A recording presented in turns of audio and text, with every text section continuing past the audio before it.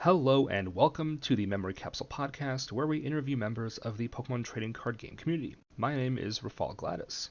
Each week we'll be speaking with our guest about their background with Pokemon TCG, how they got involved with the game, and give them an opportunity to share their love of the game. Today's guest is Christian Fontenot. Christian is a self-described Regi expert, a deck whose loss we will be mourning during our talk today.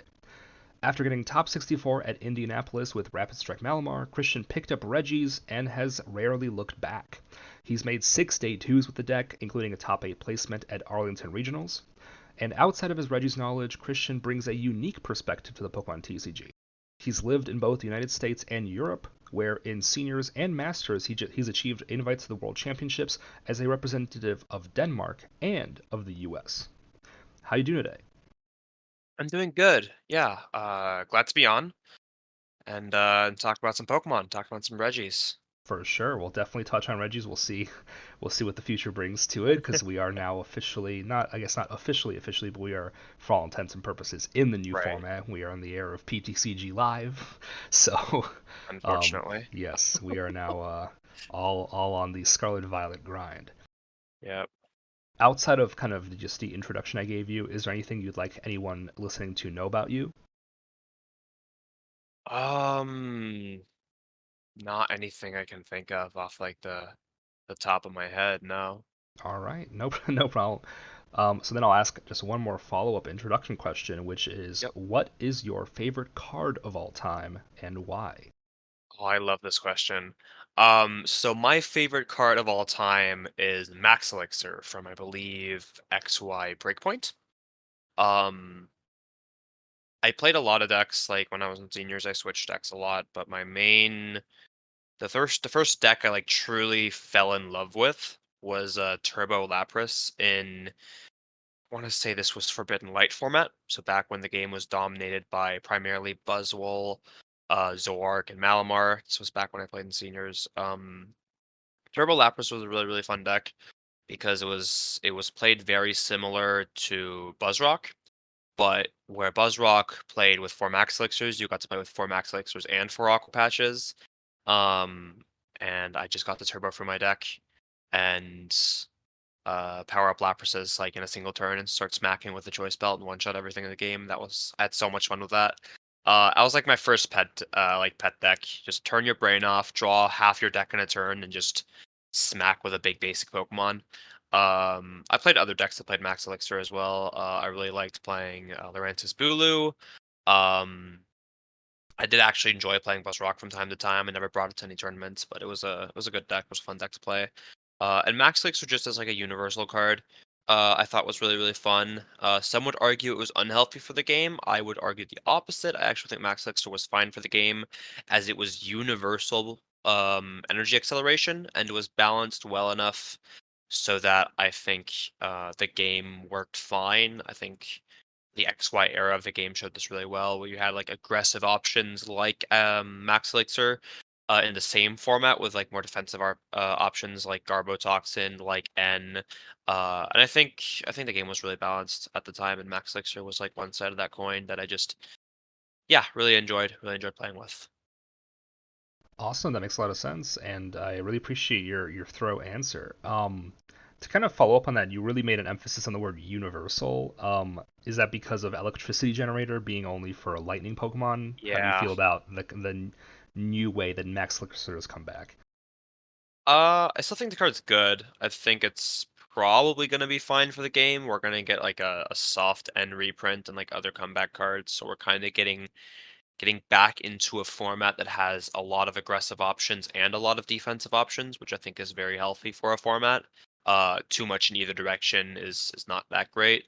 Um, I will say I think it's a shame though that cards like Generator are only for electric type Pokemon, and this is a trend with the TCG I've been seeing a lot recently, where they'll like print stuff for one type and then balance the game a lot about or like around weakness, which I don't think is a problem. I just personally don't like it as much as more like universal cards like Max Elixir, which was any basic energy to any Pokemon, right? Whereas Generator is a more restrictive card in nature. I think a good example of this as well is cards like Professor's Letter and Capacious Bucket being the exact same card in two different formats, except Bucket only ever gave you water energies, which Bucket was a widely played card when it was in standard. Um, so I think I preferred when Pokemon printed cards that were like more all access instead of type specific, but that might just be me. No, I definitely see that. I think we also see that kind of with a card like Melanie, for example, where like attach an Yeah, energy from your discard and draw three is not the most busted effect, and it would be pretty cool to see that on just other types, right? Like right. fighting types could definitely use acceleration every once in a while. They could.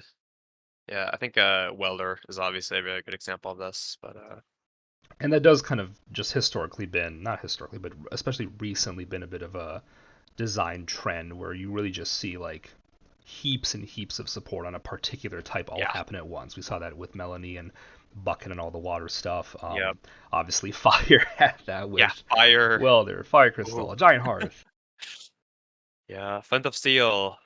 Flint, whatever that card was called. Nine Fiery Tails. Flint, Ninetales, yeah. Yeah, Fiery Flint. Yeah.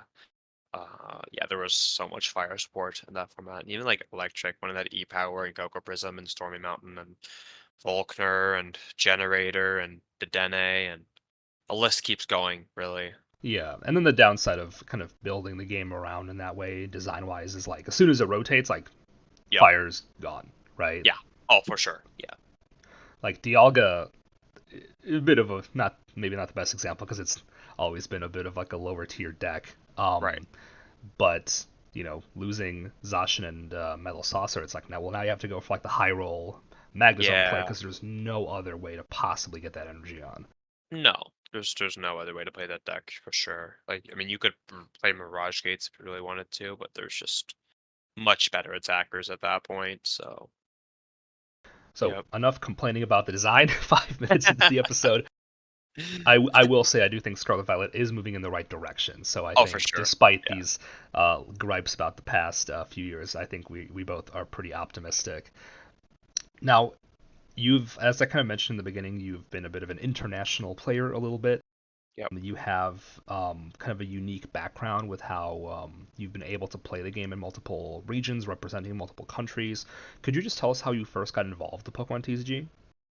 Yeah, so even the way I got into Pokemon was actually international in nature. I've always, pretty much from as long as I can remember, been like a big fan of Pokemon. Just like as a kid growing up, I played Pokemon games. I collected the cards. I had a lot of fun with just Pokemon, right, as a franchise.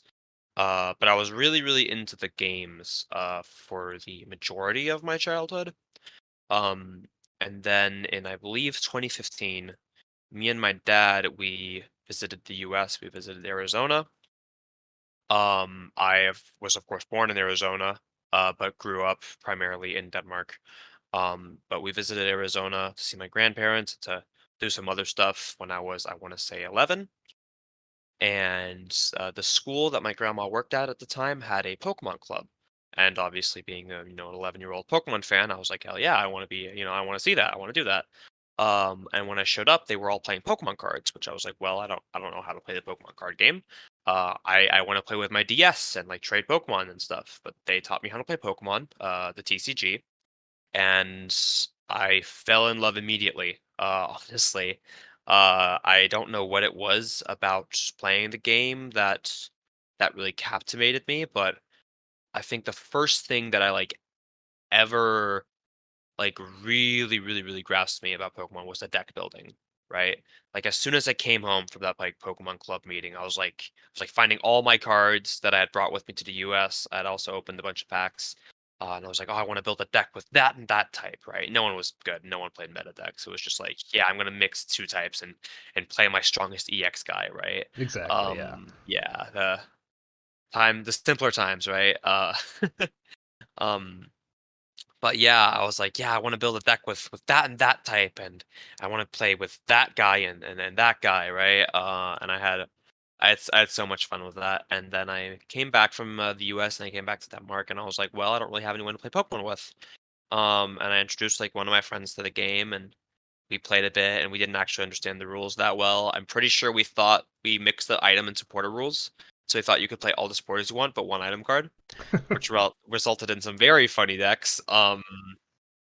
And yeah, I remember just kind of being like, well, I guess I can't really play Pokemon with anyone, so I kind of just deck builded myself a bit and started getting into watching Pokemon deck building on YouTube and, toyed around with it. And one day, I was on a laptop I think I'd just gotten for Christmas, and I went to Pokemon's website and I found the event locator. And I was scrolling through the event locator and I typed in Denmark in my local area, right? And I saw that my local library would be having a city championships the next day. Oh wow. Yeah. Yeah, that was how much warning I had. So I sprint as fast as I can into my dad's room and I'm like, "Dad, Pokemon tournament in Aarhus, the city I grew up in. Can I please go?" And my dad was reluctant because he kind of had the idea of like the stereotypical card game player in his head, and he was like, "I don't know that I want my 11-year-old to be a part of that." But he, reluctantly said yes, and then I showed up and I had a deck built. It was I'd gotten a bit better at deck building at this point. I actually knew how the rules of the game worked. Um, and my deck was a barrel from Primal Clash deck with evolutions. And the barrel from Primal Clash, I think for 3 colors energy was like flip a coin until you get heads. No, until you get tails, and for each heads you do 80 damage. Oh, that's a classic. Yeah. I love And those then attacks. I played that with like a trick coin and DTE, not DTEs, DCEs, and evolutions. If you hit the right type, you like didn't have to hit as many heads. And I was like, yo, this is so smart. I'm so good at Pokemon. And I Oh, had like the one ones shaman. where your stage ones like change Yeah, type yeah, depending on which when EV. it Oh, so you're changed hitting for type. weakness. So you like had like Yeah. a it might have been a little funky, but you had like a solid idea in I mind. had I had an idea going. I had a one Shaman EX as well that I had pulled. So I was like, I knew Shaman was a good card at the time. It had a Crobat's ability, except if you had multiple Shamans in your deck, you could use all of them in the same turn. Setup was wild. Setup was an insane ability. But I didn't have that many cards, so I only had a 4-2 line of a barrel. I only had 2 DCEs. I only had one trick coin. I didn't actually have all the evolutions, so I think my line was like 4 EV, 3 Vaporeon, and 1 Flareon. There were no fire decks in this format, by the way. No one played fire, so I just had 3 Vaporeons in my deck for like zero reason. Um, so I might have been cooking, but I think I definitely wasn't prepared for like an actual metagame. So I show up the next day and I didn't have my like that high hopes for like how I'd perform. I was just there to have fun. I was more excited at the prospect of like meeting other people who played Pokemon. And then I sit down for round one and I check not the standings, the pairings. And my first opponent at my first ever Pokemon tournament was Jesper Eriksson, who later that same year, now we're in I think this is like early 2016. Later that same year would win the World Championships in seniors. Yep. Had So, never heard of him. yep, Yep. probably a bit of a tough first game, I'm Yeah, assuming. he flipped over a Joltik. He's playing Night March. I lost in 2 turns. And yeah, that was my first experience with Pokemon. Uh and then from then on I was hooked. I started going to my local league, I started going to cities, I went to nationals that year.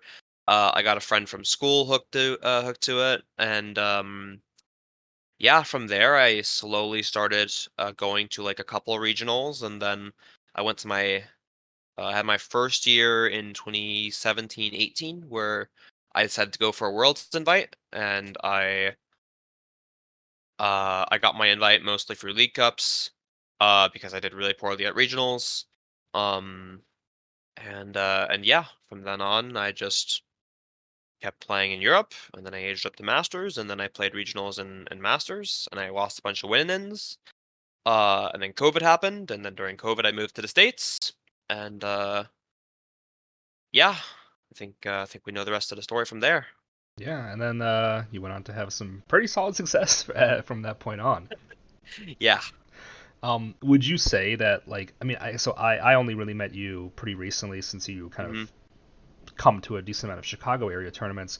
Yes. Do you feel like being online for COVID, was that like a period of time that you were able to practice and get better at the game, kind of through the online play, or were you not playing a ton and then just kind of came back with a vengeance when tournaments came back? So it's actually kind of a mix of both, which is interesting. I think I was never. I often say I was like a bad player in seniors, but I never think, or I don't at least think I was ever that terrible.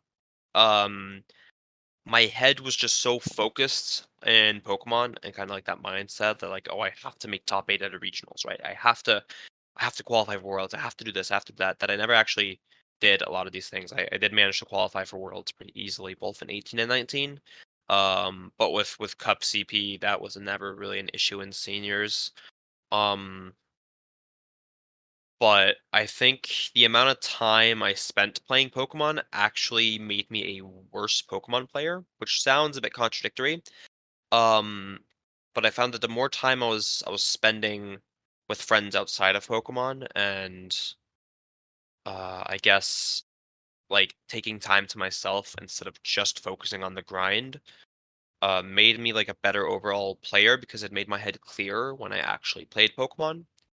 Um, so during COVID, I did play a lot of Pokemon, but I also spent equally as much time as not, or what's called, if not more time, hanging out with people who had nothing to do with Pokemon, who never played Pokemon, had no interest in the game, and who were just like, "Oh yeah, Christian's cool. He plays Pokemon, but like that's not my problem." Um, and yeah, I think I actually have some of my closest friends. I made some of my closest friends during COVID, and I think it's like directly because of them that I actually became a better player because I took my mind off of Pokemon. I had like an outlet besides Pokemon, and that meant when I was playing Pokemon, I was more focused. My head was clearer, and I just performed better. I had my first like good performances at tournaments during COVID, like the Limitless qualifiers or the POG 2020 tournament, like the unofficial World Championships. Um, and like other online tournaments, I had some pretty good results, and that meant that I had not only grown as a player but also as a person during COVID. So when tournaments came back, I was like finally ready to like actually start doing well at the game. So it kind of ended up that way. But there were definitely some formats during COVID where I just did not touch the game. I think it was Darkness Ablaze and Vivid Voltage format with like every deck playing 4 Crushing Hammers. I don't know if you remember that. Uh, I also stopped playing, but yeah. I would look at decks every once in a while. And I was like, Yep. oh, okay, That cool. format was terrible. Every deck, like attacking decks, by the way, played 4 copies of Crushing Hammer because everything attacked for 2 energies, and the game came down to who attacked first. It Awesome. was it was terrible. It was so miserable. Um, and there were a couple other formats where I just wasn't that active in the game. But it was pretty on and off. Like I wouldn't play Pokemon for like a couple of months, and then I'd come back and I like grind online tournaments like my life depended on it. So yeah, it was pretty on and off, but I definitely think COVID made me grow a lot as a player, which obviously directly resulted in me doing really well after COVID. hmm Yeah, and what you said about like having friends outside the game and not always like prioritizing it as much makes a ton of sense. There's a video by Jay Hornung, who's like I don't even know if he plays standard anymore. He's like a Hmm. very old school player. He's gone like top four worlds like 15 years ago.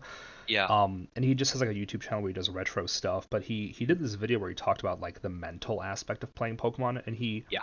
really stuck with me because one of the things he said was like if your whole week like the quality of your week and your mental health that week hinges on like how well you do at like a 1K this weekend, Yeah. you are not approaching the game correctly. You I know, 100% agree with like that. you need. Yeah. He's like I have other hobbies. I have like you need a Hmm. life Yep.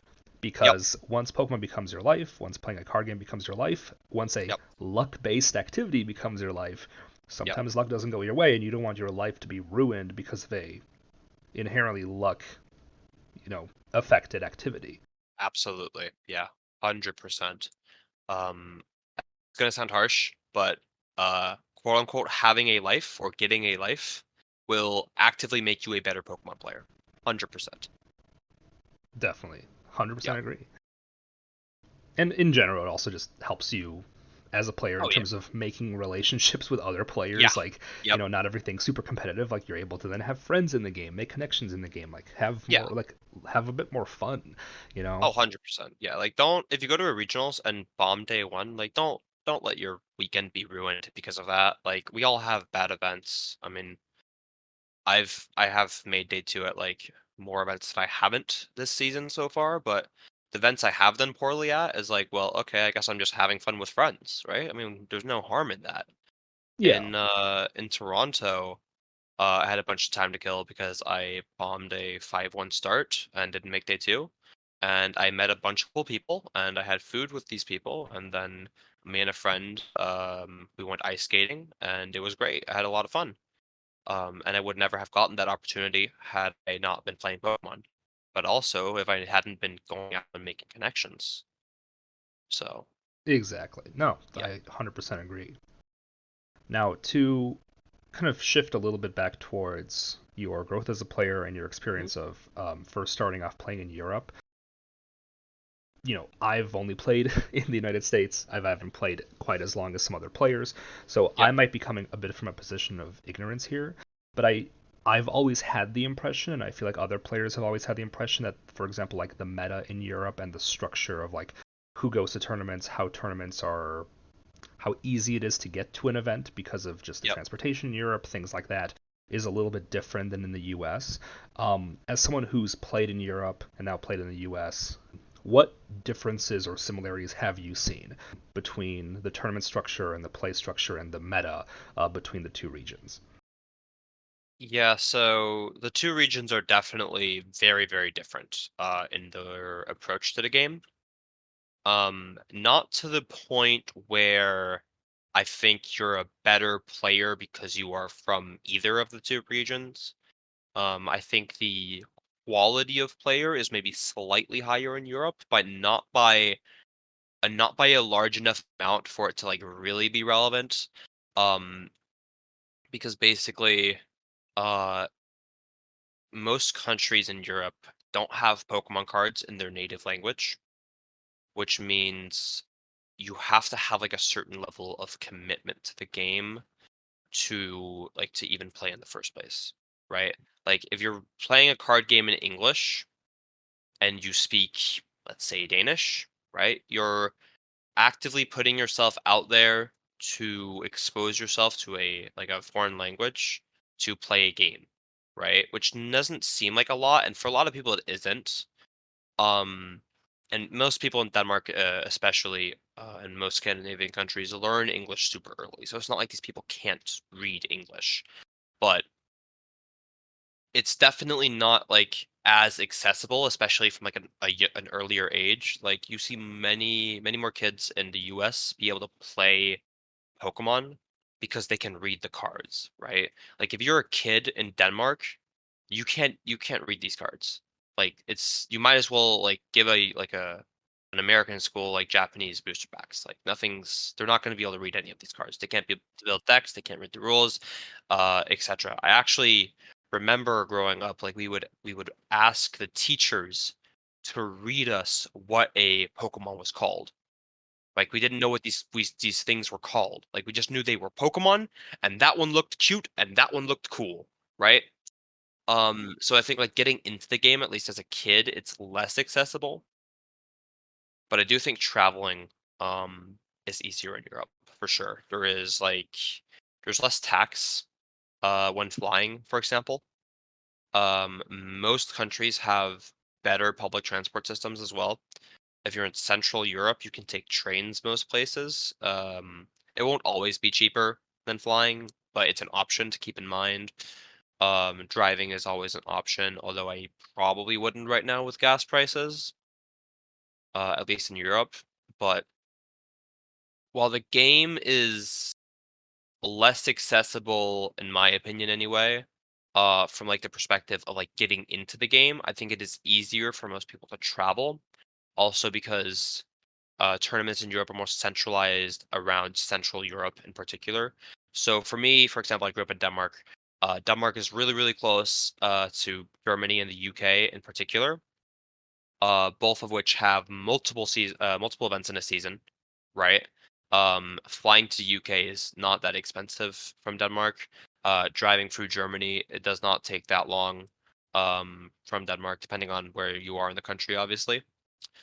Even Sweden would often have at least one regional a year, which is obviously really, really easy for us to get to. I can imagine that if you're living in like Italy or Spain or even like Portugal or like the further away you get from probably like Germany and the UK, the harder it is to travel to tournaments. But at least being in Denmark, tournaments were always very accessible, relatively affordable, as long as you knew how to know how to budget correctly. Um, and yeah, I don't think I ever really had like an issue with it, like that.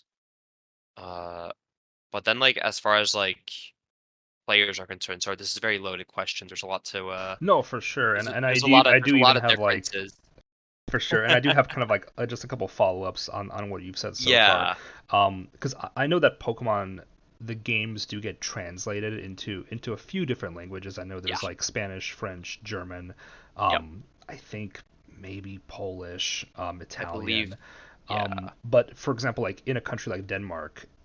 Do you even have access to packs? Are you getting English packs, German packs? Like, what are you seeing? We get English packs. Okay, Yeah. gotcha.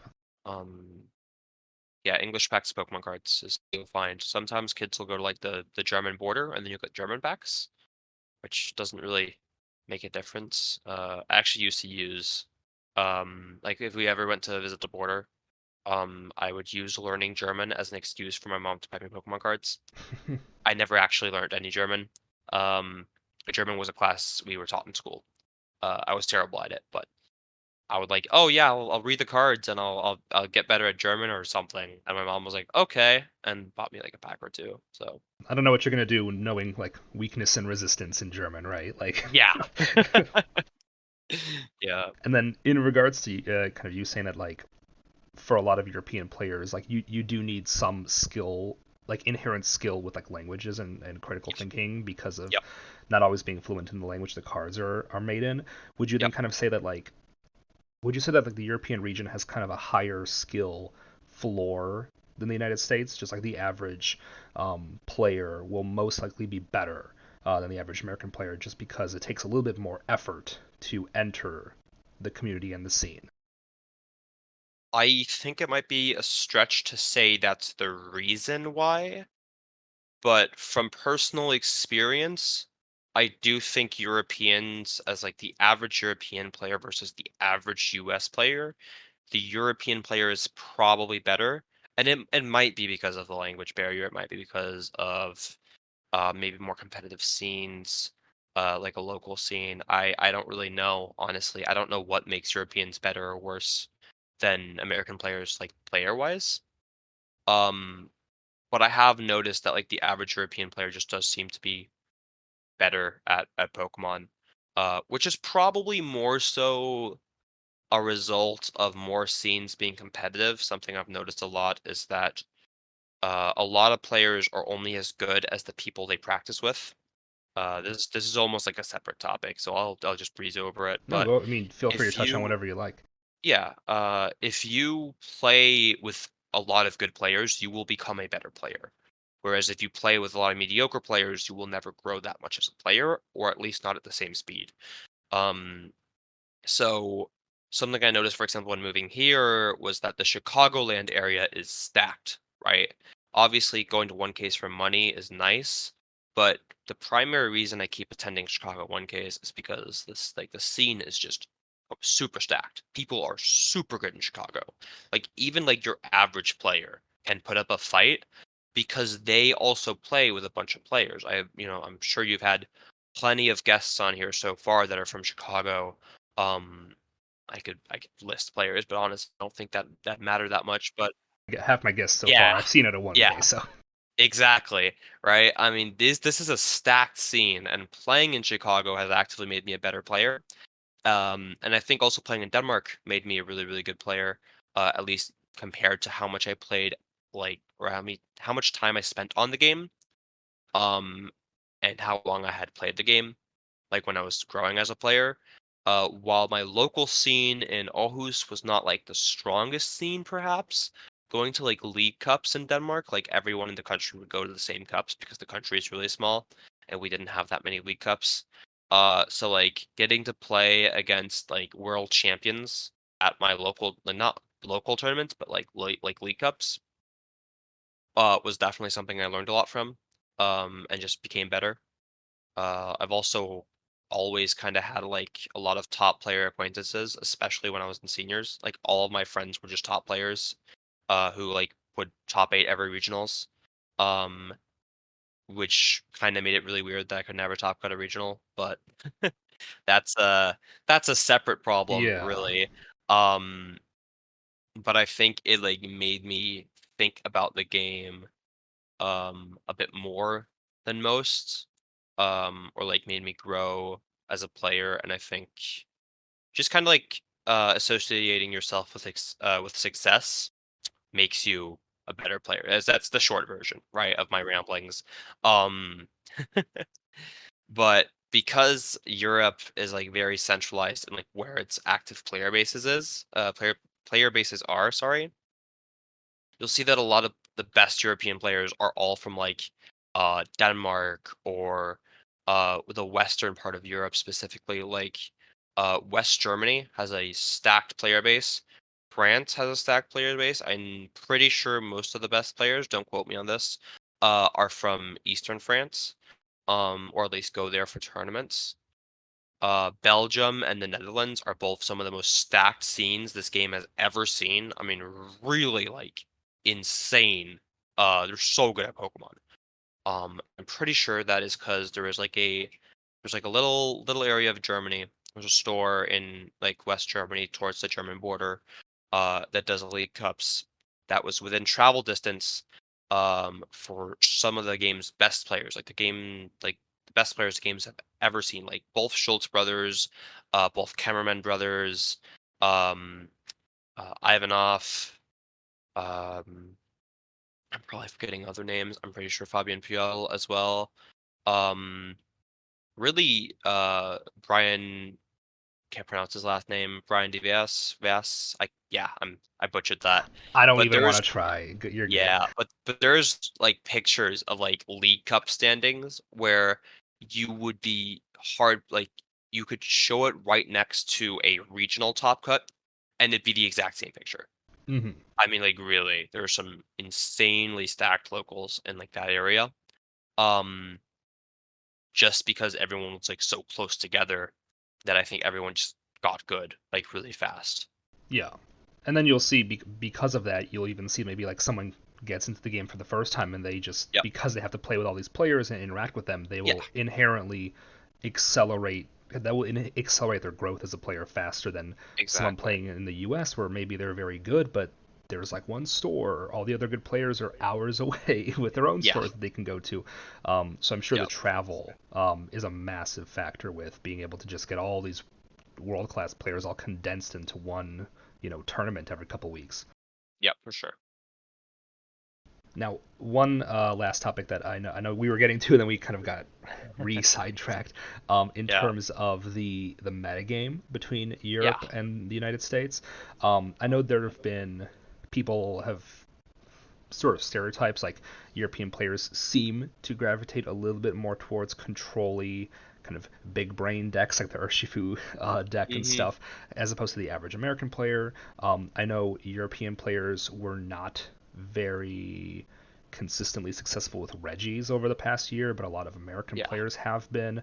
So there have been a bit of some like stereotypes about what decks different regions choose to prioritize and how they rate them.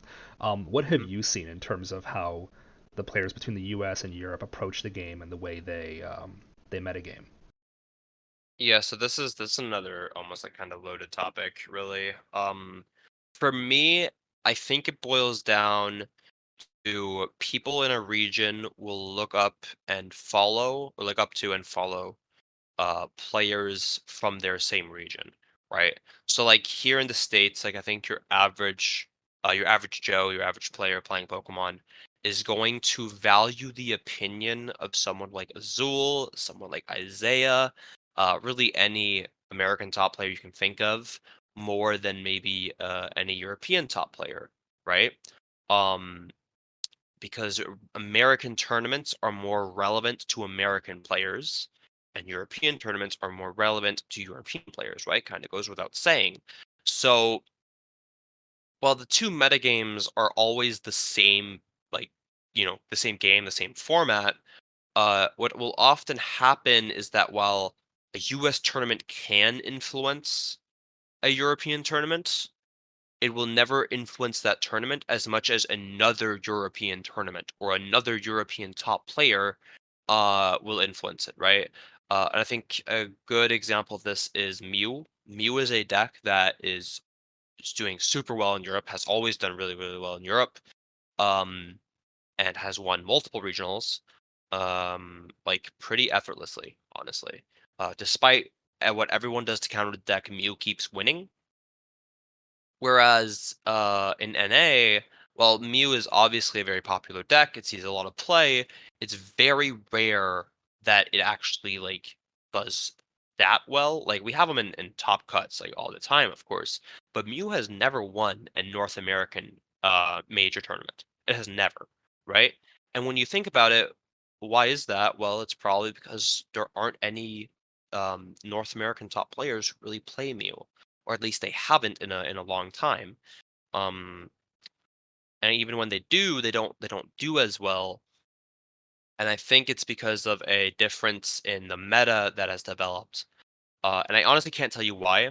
It just happens to be that like the U.S. players play more like quote unquote like unga bunga big basic go bird deck, and Europeans tend to play more like controlling or calculated like strategy based decks.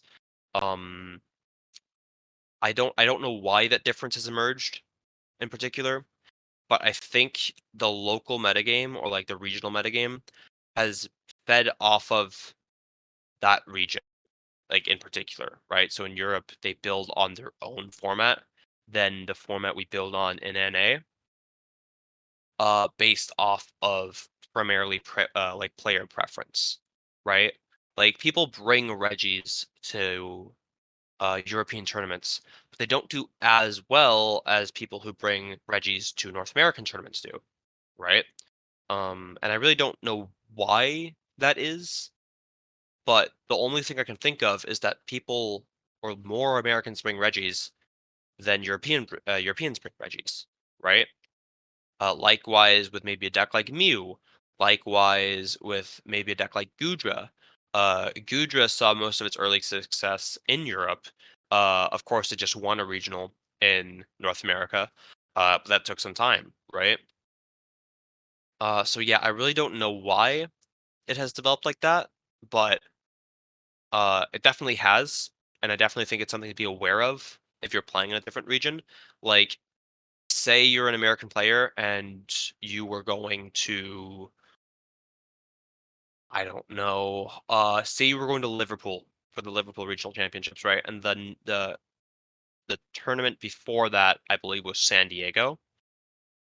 Maybe don't focus that much on the San Diego meta, like what did well at San Diego, but instead take a look at what did well at the last European regionals, right? Which in this case was Stuttgart, right? um, European players are going to focus more on what did well at that event and try to beat that or play those decks. Which again, I don't know why, but it is definitely like that. And of course, it's not like a hard and fast rule, right? Like Oh no, for in sure. terms of Yeah, like Europeans playing big brain decks, well, Utrecht was won by Duraludon, right? So, exactly. Yeah. so it's not a hard and fast rule, but I do see kind of what you're talking about with like, for example, Regi's. Well, there hasn't been any, in terms of following who plays your local meta. Well, Yep. I don't know many top European players playing Regis, but then in NA you have Azul's testing group, you have Rahul, who Hmm. got top 8 or top 4 with it at OCIC, and then Yep.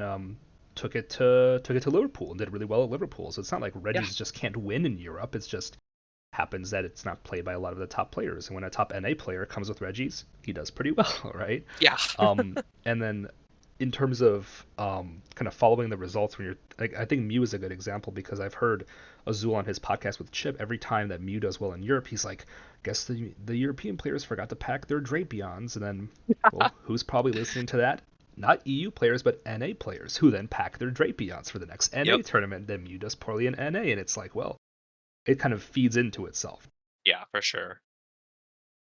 Yeah, it's still kind of wild to me that Mew hasn't won an NA tournament. Like I feel like it's just a matter of time at this point. I know. But Well, it's still pretty good, so it's it's still still got pretty time. good It's post still got rotation. time. Still got time. Yep, plenty of it. Now, before we move on to post rotation, I do want to, after asking you all these, hard, deep hitting questions, tell me a little bit about Regis. Yes. How did you, first get interested in playing Regis? For those who don't know, Christian has, or at least according to Limitless, you are like the third best Regis player of all time after like Azul and Rahul, or at least No, Rahul and like one other person, I it's think. Rahul and Drew Kennett. Got the single Reggie Steel master. He did it before me. This is true. Mm. What got you to finally kind of pick up that deck, and why did you end up sticking with it? You've made 6 day 2s with it. I don't know many other people who have stuck with a deck so intently, and you also have some pretty hot takes about it, about the optimal way to build it. Yeah. How did you, first fall in love with that deck and become such an expert on it? Can you tell us a bit about that? Yeah, so the story's pretty interesting. It starts where any good story about a deck starts with, or where any good story about a deck starts, with me thinking the deck is terrible. When Astral Radiance first came out and people were talking about Regis, I looked at the card and I looked at Regigigas and I went, wow, this is terrible. Right? You put all your Regis in play and you don't have a draw engine, like this deck is ass. Right? It's clunky, it's slow, it doesn't do anything. It's bad. And then I grabbed an online list and I played online and I was like, yeah, this is bad. And then I packed it away and I didn't worry about it. Um, but then I was going to Milwaukee for the regionals there, and at the time I was testing Arceus Inteleon Ditto, Ditto VMAX, and the deck was doing pretty well until it wasn't, and it was starting to brick, and it wasn't really doing what it was supposed to do. And I was like, well, shit, this deck is bad. I don't have anything to play. There was like a week, maybe 2 weeks before Milwaukee, and I was on summer break. And I was like, well, I already have my invite. I'm not concerned about that. I have no stakes. I'm just playing to have fun because this tournament is really close by. And I was like, well, I want to play something fun. I want to play something that's will hopefully do well, but if not, then it's not the end of the world. And I saw Reggie's, and I saw that since I had last looked at the deck, it had developed and it had done better, and it had consistently done well at online tournaments and in Japan as well. And I was like, okay, this deck is a meme. This deck is not good, but it plays one price Pokemon and it goes burr. So I don't really need anything more, right? I was just coming off my first ever day two at an IRL major with Malamar. So one prize decks that went burr and did big numbers was just the only thing I could think about at the time, right? So I started toying around with Regis, and I had all the time in the world, right? So I really just started grinding and playing games online and refining my lists. And I brought it to Milwaukee with the mindset that this deck is not good. I have to rely on drawing hot. Like if I hit a Palkia, cool. I throw a choice belt on my Aleki and I smack it. Right? I've hit a Mew, cool. I throw a choice belt on my Mew, not my Mew, on my Gigas, and I smack the Mew. Right? And then we're chilling. Um, but there was so much like uncertainty in this metagame because this was the first Astral Radiance tournament in NA. That I was like, well, if I don't hit these matchups, I don't really know what I'm doing, right? There were other decks, but none that people were like talking about that much. So I sleeved up Reggie's and I showed up, and it was kind of like, well, we'll see what happens. And I made it day two. I did pretty all right in day two. I ended up making top 32 at this tournament, I believe. And I was like, wow, this deck is really fun.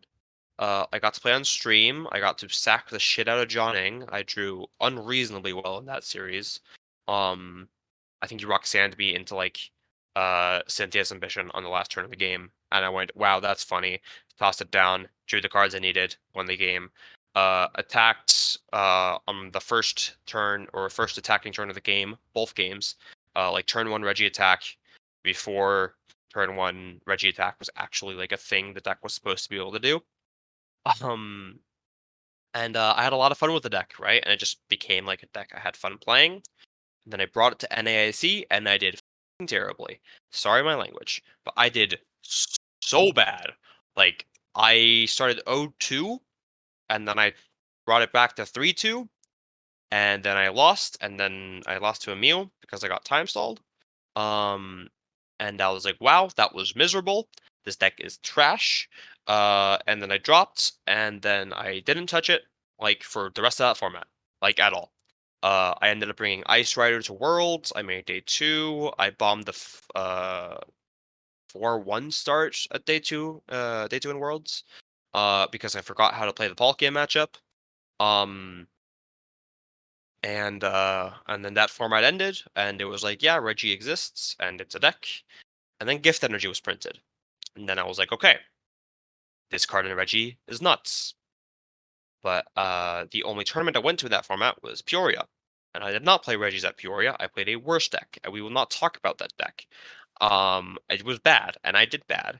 Um, and Regis would go on to do really, really well at regionals in that format, at Peoria and in Salt Lake, and I believe also in other tournaments outside of NA. Yeah, Salt Lake was the regional Yeah, with like 4 Regis in top yeah, 8. half of cut was Regis. I remember that. Um, and I was like, wow, I really should have been playing Regis in that format, but I only went to one tournament, so like, hey, what can you do? Um, then Silver Tempest rolls around, and Lugia is a thing, and I'm like, okay, well, Regis is good on paper. So I sleeve up Regis, I play a couple games, and I'm like, the Lugia matchup's terrible, right? Like they bench Manny Dunsparce, and you can't win. That was my initial thought, right? Um, and I was like, okay, I guess I'm just not playing Regis in this format. And Regis did bad at LAIC, and I went to Toronto and I played Palkia. And I did all right. I got points. Um, and then Regis did bad at Toronto, and then something happened between Toronto and Arlington. Because the weekend in between those two events, there was a big tournament in Japan, like a regional, national, whatever, 3,000 person event, and Regis won. And I saw this, and I went, okay, I am going to sleeve up Regis, and I'm going to bring it to my 1K. I saw like that Regis had won, like the morning of the 1K. I was gonna bring Palkia, and like as I'm going out the door, as I'm getting ready in the morning, I grab Regis, I throw together a list, and I walk into the 1K, and I make top 8. And in my head, I'm just like, Regis is nuts, right? Regis is back. The deck is busted. It beats everything because Lugia had just decided to cut their Dunsparce because in Toronto, no one played Lightning stuff, with a couple of exceptions, right? All the successful Lugia lists were not playing Dunsparce, and if they were playing Dunsparce, they were not playing Manaphy. So I was like, anyone who's playing Manaphy Dunsparce to this event has just not been paying attention to the meta and is therefore bad at the game, and are therefore beat anyway. So they're either bad, or if they're good, they're not protecting for Regis. Exactly. So I was like, this is Regi's event, right? Like Regi might not be good for the rest of this format, but if there's one time to play Regi's, it's this event. It's Arlington. So I grinded the out of Regi's. I played like probably about 100 games of Regi's in a week. Um, yeah, you know how I was talking about having a life with Pokemon? Yeah, I did not have a life that week. I came home from school and I played PCGO and then I went to sleep.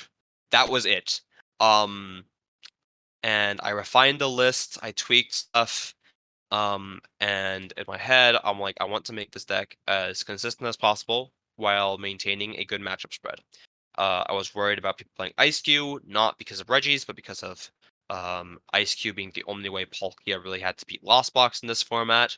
So I wanted to have an out for that, so I ended up playing Yellhorn. And then a friend of mine, on like an offhanded comment, mentioned like, "Why don't you cut a Registeel?" And I'm like, "Well, that seems terrible." But then I thought about it a bit more, and I was like, "Well, it's been a while since Drew Kennett cut a Registeel in, I believe, Baltimore. Fine, I'll play it, right? I'll cut the Registeel, and then if I prize it, so be it. And I'll effectively get to play with 61 cards, right? Because they're never going to target the Registeel." And I showed up to Arlington, and well, we all know what happened then, right? I did really, really well. I made top 8. I believe my only losses in that tournament were 2 losses to Alex Freckler. This was before I had ever played a game against Vikavolt. I had no idea how to play the matchup. So I definitely made a lot of misplays against him in both sets. And then my third loss was to Michael Pramawat, where I completely tossed game 2. We both openly talked about, like, after game 2, how I literally threw the game. I had game. I was really fatigued at this point in the tournament. It was like round 8. Um, and yeah, I ended up throwing a series that I should have tied. I lost game 1. I should have won game 2. I threw game 2. Um, so really, as far as I'm concerned, I only lost twice in that tournament, and that was both to Vikavolt. I didn't lose to anything else. Um, and the deck did what it was supposed to do, and I hit a couple turn 1 attacks, and I sacked some people, and Regis was just the best deck. And I wholeheartedly believe that if I had beaten Alex Skreckler in that top 8 match, I would have won Arlington, like, effortlessly, Yeah, because because of the rest like of the top cut was just all. I'm it looking at was it now. It was all Lugia. yeah, it was all Lugia, and none of them played Dunsparce. Yep. Connor Um, Fenton did not play Dunsparce or he Manaphy. did not play. He did not play Dunsparce or Manphy. The matchup could not even have been freer if I tried. Um, so yeah. From then on, I just kind of stuck with it. I'm like, well, okay, I'll just play Regis. Originally, that wasn't the plan. I went to San Diego and I was like, okay, well, I need to play second Registeel now because people know I play one. And sure enough, there were people in San Diego who would, like, boss Lost City my one Registeel off the bench, and I'm like, yeah, sorry, quick ball Registeel, right? Um, which was funny, admittedly. Um, but but yeah, I played it in San Diego, and I bombed a 502 start to not make day 2, which, sucks, but it happens. And then before Orlando, I was like, well, I don't know what to play. Gudra had just popped up.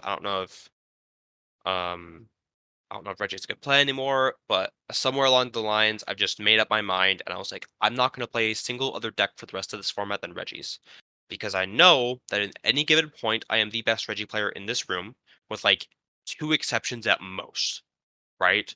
On a good day. That's assuming these players even bring Regis. And there's no telling that I couldn't outskill them, right? So I'm like, I'm gonna play Regis. I'm gonna acknowledge the fact that I'm the best Regis players in this room, and I'm going to win games with a deck I know like the back of my hand. And it worked. So I made day 2 at Orlando, and I made day 2 at Knoxville, and I made day 2 in Charlotte, and I made day 2 in Fort Wayne, and I bombed all 4 day 2s, which admittedly had a lot to do with some bad luck.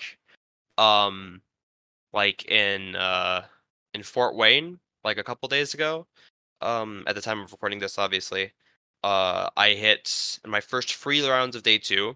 All of my opponents played Flying Pikachu. Yeah, Zero that is exceptions. unlucky. There were not that Round many in day 2. Yeah. No. Round 4 of day 2, I played against Jake Kierhard, who played Palkia, which played an Ice Cube. Um, and yeah, that happened. And then I had a couple ties, because some games went long, and yeah, that's it. In Knoxville, I hit 4 Gudras in day 1, which was funny, and I still made day 2. Um, so yeah, luck wasn't always on my side, but I consistently brought Regis, and I played a deck that I knew well, and I played the deck well, and The plan was never to stick with Regis forever, but it just kind of happened, and it ended up paying off pretty well. Yeah, clearly. So yeah, Definitely a ton of success. When it comes to the Reggie's deck, I do feel, and you know, as someone who has felt this way when considering Reggie's as a deck to pick up, I do feel like there is a bit of like anti-Reggie stigma in the community. I yeah, don't know if do you think that's because people think it's like, do they still just look at it and they're just like, this deck bricks, there's no way it's actually good, like you might have when you first picked it up? Do you think there's just a lot of yeah. skill involved with making it operate smoothly and people pick it up and they're just like, this is just such a pile, so bad, and they drop it? What do you think was preventing people from playing it as much as they did? Because clearly it's good considering Azul's testing group and Mhm. Isaiah Bradner's testing group have brought it to multiple tournaments. We know it's a good Yeah, deck. yeah, for sure. I think with Regis, the primary thing you have to learn is sequencing.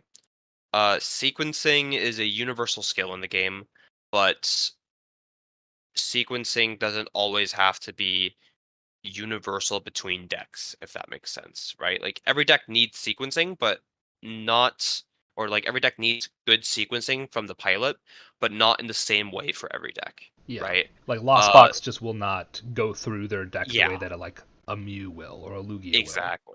Yeah, you have to manage your resources in different ways depending on what deck you're playing. So deck knowledge will have a lot to do with this, and you have to put in like at least a couple of games to like realize what you can and cannot toss, when and when not to thin, what attacker to use in each scenario, which surprisingly isn't as simple as attack with the guy who has like hits weakness on the other guy, right? It's not that simple. I'd wish it was that simple. That'd make my life a lot easier, but yeah, the deck can definitely be bricky.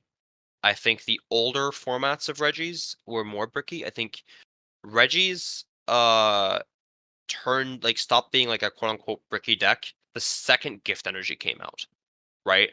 Like when Gift Energy came out, the deck all of a sudden just didn't fold to Marnie or Roxanne, right? Like there was nothing disrupting a Reggie player from setting up.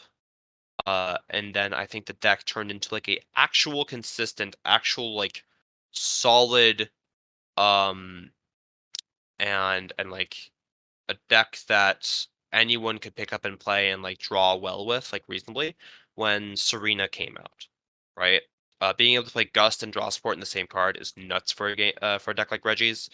Um, Playing Boxer and Regis doesn't always really feel that good. It's not a card you want to be seeing in your opening hand or in any hand that isn't like the second to last turn of the game or the last turn of the game, really. So I've never been super big on Boss Disorder and Regis. Um, and yeah, Serena and Gift Energy is like what brought this deck together for sure. Because now you could play actual supporters, and once you set up, you're golden, right? Your deck just works. So as long as you know how to consistently reach like that board state where you have all your Regis in play and you have two Auroras and a Gift Energy and your discard pile, as long as you can reach that board state, you're fine. But like anyone can play a good Reggie hand. Like that's not hard. Like if you see Aurora Energy, Gift Energy, and Ultra Ball in your hand, like it doesn't take a genius to just toss that, right?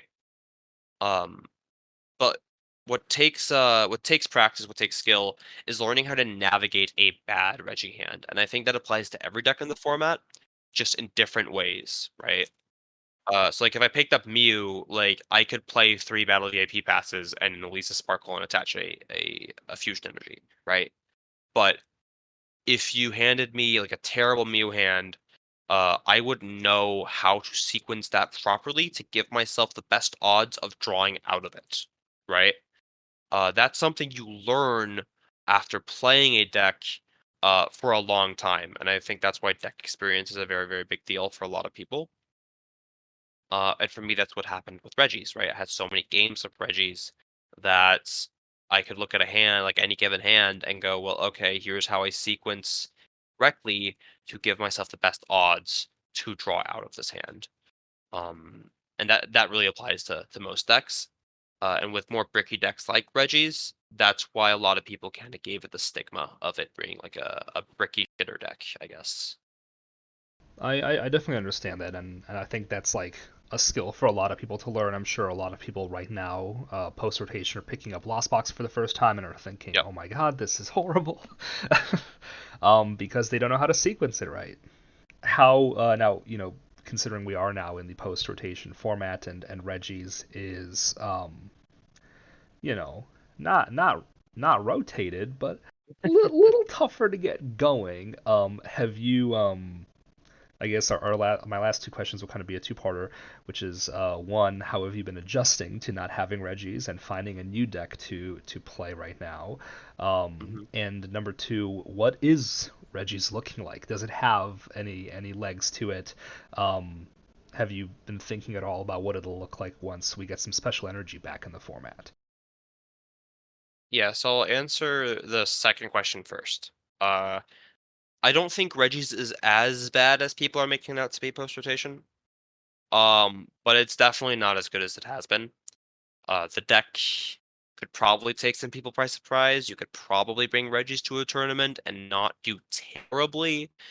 It would look a lot different. You would probably be playing like a very aggressive build with Pokestops and probably like Battle VIP passes, maybe even Chromatics, or like a very, very turbo build of the deck where you just go for your deck as fast as possible, trying to find the right energies because you obviously don't have Auroras anymore. Trying to find the right energies for any given matchup. Um, and just smacking your opponent as fast as you can, right? Because theoretically, Regis isn't that bad in this format, right? You should have an inherently good Mew matchup. You should have an inherently good Lost Box matchup. You should have an inherently good Lugia matchup, right? Most decks in this format, in current standard and current post rotation, um, don't really have a good answer to a Regi player that sets up with the right attacker. Like Miraidon Folt's Regirock. Gardevoir can't keep up if you start swinging early. A lot of decks don't have a good time against Regis if it sets up and if it works. So theoretically, you could build Regis, beat everything in the format. But I don't think we're at a point where that's an option. And I say that because Miriam is not a good card for Regis, and neither is Clara. Yeah, I did realize that a bigger loss than Yep, Aurora Energy might just be Ordinary Rod. absolutely. Theoretically, you could turbo for your deck and then Miriam 5 Regis in, and you're chilling, right? But if you Pokestop all your Miriams, well, then you lose the game. So then you have to play a Palpad, right? And then the deck starts to slow down a lot. Because sure, you could turbo through your deck, but then what if you have to research a Palpad? Well, you lose. Um, like a bad discard just loses you the game because supporter cards are your only Pokemon recovery. So while I don't think Regi's is a good deck now, I think next set we get a couple cards that is going to make Regi's a viable deck again. Um, and what's it called? Specifically, I think it's going to be Super Rod coming back. Um, Shuffling free Pokemon into the deck, or free in combination of Pokemon and basic energies. You probably want to keep your energies in the discard pile though. Even though you play basic energy now, we're gonna get a new a new Rainbow Energy, which while it will turn off the effects of other special energies, so you can only attach one at a time. You can't stack it with gift energy. It's card that is going to let Regis attack earlier in the game more often, which I think is really really good for the deck. And then finally, assuming Qian Pao ends up being good, that card gets one shot by Registeel no matter what. So if that deck ends up being really, really good, then Regi's all of a sudden has a super favorable matchup against one of the game's best decks. And assuming cards like Lugia, Mew, Lost Box, Guardy, Miraidon keep being good, then Regi's absolutely has a place in the format as long as it has a way to consistently recover its Pokemon, which it just doesn't right now. I think we might have to follow up with you during after NAIC to see how Regis is doing. Oh, you'll see. Oh goodness, I'm sure I'll see it at locals soon enough. Now, the other question before we wrap up is how have you been, you know, looking at decks post rotation to figure out what Yeah. you're looking to play? So this format is really, really interesting. First and foremost, it's obviously very early days. But so far, my first impression is that everything is super inconsistent. Like everything is bricky. Gardevoir is really good when it sets up. But some games you either just don't hit Battle BP passes or you prize Mirage Step Curlia, which I do think you should play in Guardy, but that's besides the point. You prize Mirage Step and you have Lone Ralts in play and you just lose. Um, so that can be bricky. Even if it's a deck that like is okay with falling behind normally. But Rhydon is a pile. Like I don't think Rhydon's that good. I'll say it up front. I think there are ways to make it good, but classic Miraidon, that's just Miraidon and Regielekis and other cards is not that great. Like there are decks that play Flaffy, decks that play Magnezone V-Star that might be able to make it good. I'll believe it when I see it. But for now, Miraidon is a pile. Lost Box is fine when it works. And then sometimes it decides not to work, and then you get judged and you lose. Mew is the most consistent deck in the format, and probably still just loses to getting judge pathed. Um, what's it called? Tina is good, but Tina loses to what's it called? Cards that can respond to a Tina V star too fast. And yeah, everything feels bad, I guess, is the best way to say it. Nothing feels that good, which is why I think we're seeing an early rise of Lugia in this format. Lugia with single strike cards hits really, really big numbers and it's hard to respond to. Which, to be fair, Um, Lugia is also a bit of a brick now. yes, that's another thing. Lugia plays coin flip cards now. Like right now in online tournaments, I think we just saw two late nights where Lugia won both of them. Right, both the EU time zone and the NA time zone late nights were won by Lugia. And this deck plays Mesagoza, which is a coin flip card, and it plays what's it called? It Capturing plays Aroma. Capturing Aroma, which is another coin flip card. And sometimes I'll sit down and I'll boot up live and I'll play games of Lugia that entirely come down to Capturing Aroma coin flips. Like I have three Capturing Aromas in my hand. If I can hit Luminion, Archeops, we're chilling, right? Or if I can hit Luminion, Lugia, some other card, we're chilling, right? Or if I could just flip a coin and flip tails so I can get a Luminion out of my deck so I can like brunette, right? I mean, every every time I play a game of Lugia, I sit down and I feel like my opening hand is decided by a coin flip, which is never a good feeling when playing a deck. I Um, 100% agree. I was yeah, just today. I was DMing with Kevin Clementi about yeah, some of the lists right now, and when we were saying like Lugia just feels so sus with the with the coin oh yeah, flip cards, and I do feel like I have become increasingly skeptical of like these Japanese Champion League results. yep, Kind of understanding now that it's like 25 minutes best of one because like yeah, okay, then you have like we saw the Miraidon one, the most recent one, but like hmm Miraidon is a high roll deck. You have a lot of oh yeah, Lugias in day two. Lugia is a high roll deck, yep, and maybe we're just coping, and Lugia just really is still that good, and we'll see at EUIC, right? right, But a lot of this gives me the impression, and like you said yourself, Regi's won a few yeah, months back, and this was before Gift Energy, I think. So like, yep, Regi's was a very high roll deck at the time. So I'm increasingly skeptical of these Japanese 3,000 person results where these decks seem just very inconsistent. But yeah. we'll see soon enough at EUIC kind of how where things are trending for our region and with our tournament structure. Yeah, for sure. I think Japanese results are important, but they should definitely be taken with a grain of salt. Just because their format is very different, and because their format is different, Different mentalities and mindsets go into deck building. Philosophies is the right word there. Um, the deck building philosophy in Japan is just inherently very, very different. And I think we need to acknowledge that when looking at a lot of these deck lists, right? Like they will very often be built with high rolling in mind or with hyper consistency in mind, and there's really no in between. So yeah. Yeah, I mean with the Lugia lists having the first time I saw a Lugia list with 4/4 Lugia, I was like, us, this deck's a little different now, Mm-hmm. isn't it? We're not at 3/2 anymore. 3-2 was never good, but that's a take that's for a different format. Yeah.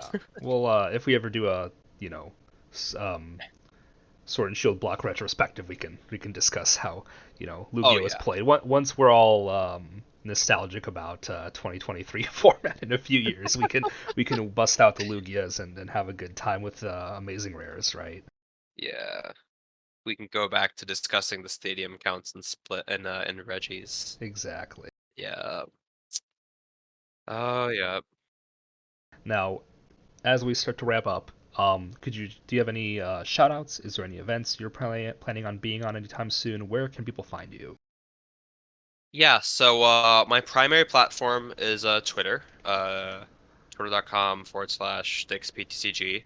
I normally just post and talk shit and random stuff. I'll post deck lists from events. Um and yeah, really really nothing special, just random Twitter content, the same stuff you'll always see on that platform. So if you're interested, shoot me a follow.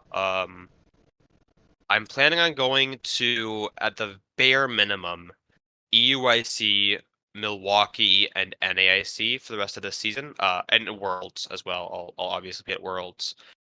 If you live in the Chicagoland area, I normally go to the 1Ks. I live 2 hours south of Chicago, so I'll normally only go to like 1Ks, just because traveling that far for anything else is not super reasonable, time and gas wise. Um, but if you're in that area, and somehow don't know me already, you're more than welcome to come up and say hi. And also at regionals, for sure. And yeah, I'll try to go to probably Hartford and Portland as well, but it kind of just depends on money and how I do at EYC as well. Because with cups coming back, my Worlds invite might as well be locked up. I'm like 50 CP away, which is like a league cup, which I'm not that worried Not about. if I have anything to say about it. Yeah. Hey, I don't have to go up to Chicago for my cups though. I can go down to like middle of nowhere, what's it called? Central Illinois and smack a buck of randos. Hell Those yeah. 15-person cups. Let's go. Yeah, a 15 person on a good day. No. Yeah, regardless, I'll be at Worlds. I will hopefully be competing. If I can't get 50 CP from local tournaments, I probably don't deserve my invite anyway. Um, just my opinion though. But yeah, go follow me on Twitter. And if you see me at an event, feel free to say hi. I don't know why you would, but if you want to, I'm there. So yeah, Christian, thank you again for this talk. I really appreciate it. yeah, no problem. Thanks for having me on. Thank you so much for tuning in, and thank you to Christian for being so generous with his time. I hope you enjoyed our conversation. If you're interested in hearing more conversations like this one, please consider giving the podcast a follow, review, or rating wherever you're listening. If you want to follow us on social media, you can follow the podcast on Twitter at memcappodcast, or if you want to see me post about my own TCG experiences, you can follow me on Twitter at RZGladys. I hope you have a great day, and thank you for listening.